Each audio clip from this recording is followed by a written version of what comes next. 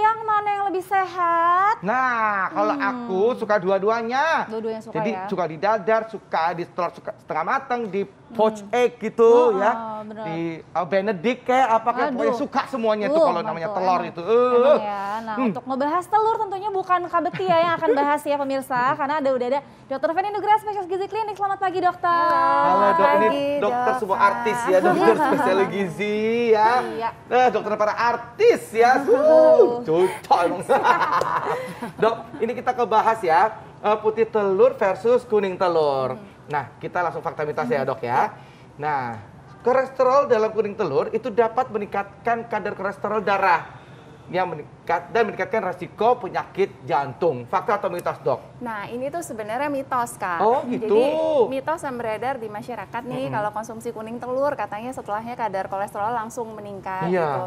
Jadi sebenarnya kita tetap boleh mengkonsumsi kuning telur asalkan sesuai kebutuhan dan tidak berlebihan seperti itu. Jadi kita harus mengetahui terlebih dahulu berapa sih kandungan kolesterol pada si kuning telur ya. Ini kalau kita lihat di sini, ini kan satu kuning telur seperti ini.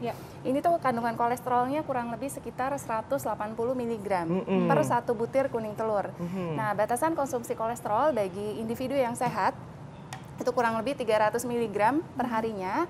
Jadi mungkin kalau untuk konsumsi satu butir kuning telur per hari itu diperbolehkan. Oh, begitu diperbolehkan ya. Untuk yang memiliki kadar kolesterol yang tinggi, kemudian memiliki resiko penyakit jantung, di mana dibatasi harus konsumsi kuning telurnya karena batasannya hanya sebesar 200 mg per hari.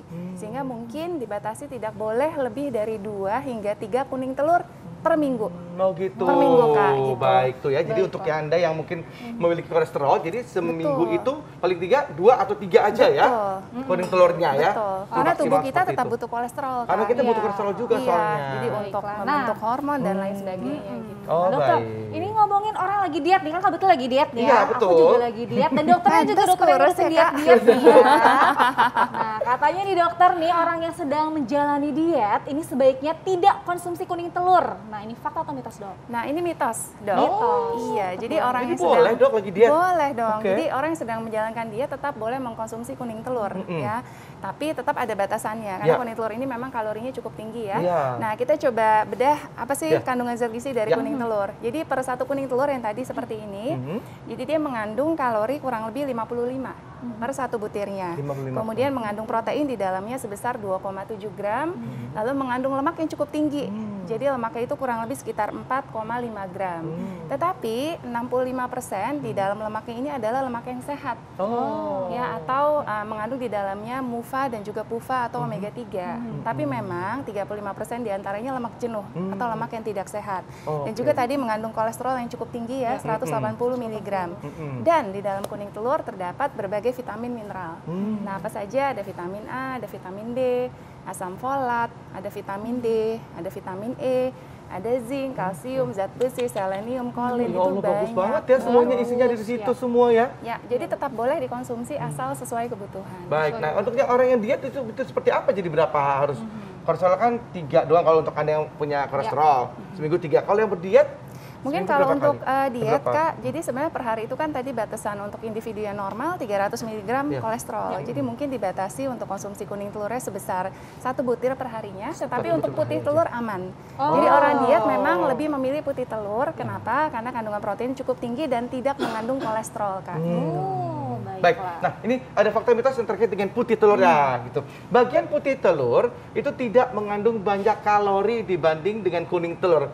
Nah, jadi cocok lagi untuk yang diet-diet nih gitu. Itu fakta atau mitos tuh, dok? Itu fakta. Fakta! Ya, jadi putih telur kalorinya lebih rendah dibandingkan dengan kuning telur. Jadi per satu butir ini nih seperti putih telur seperti ini ya. Nah, ini kan putih telur ya. Nah, jadi per satu butir putih telur itu kalorinya kurang lebih hanya sekitar 20. Sedangkan per satu butir kuning telur seperti ini kalorinya sebesar 55 gitu. Jadi satu telur sendiri 75 kalorinya.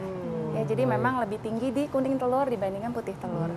Baiklah, nah dokter ini juga ada yang dipercaya sama di masyarakat nih dokter nih. Katanya nih ya kuning telur itu katanya bagus untuk stamina pria. Katanya sering digodok-godok mentah, benar nggak sih Kak? Itu suka? Aku memang suka minum itu. Tapi itu mitos fakta atau mitos ya. benar nggak sih dok? Tapi sebenarnya kayak gitu itu mitos ya. Mitos. Jadi nggak ada hubungannya ya, Iya, telur kan? mentah Iya, sama buat kan? stamina. Nggak ada ya dok? Itu nggak ada mitos. Nggak ada, Kak. mitos Iya. sama sekali nggak ada gunanya. Jadi jangan dicoba ya Kak. Iya baik. Itu malah tapi malah bikin gemuk ya dok ya malah ya? Iya, kuning telur memang kalorinya lebih tinggi dan kandungan lemaknya Kak yang dominan memang lebih tinggi. Apalagi kalau misalkan dibikin mentah kayak gitu malah beresiko bagi kesehatan ya dok ya? Betul, jadi kalau kita konsumsi mentah, di bagian putih telur tuh terdapat namanya avidin, dok, gitu. Si avidin ini ternyata bisa menghambat penyerapan dari zat gizi, salah satunya adalah biotin.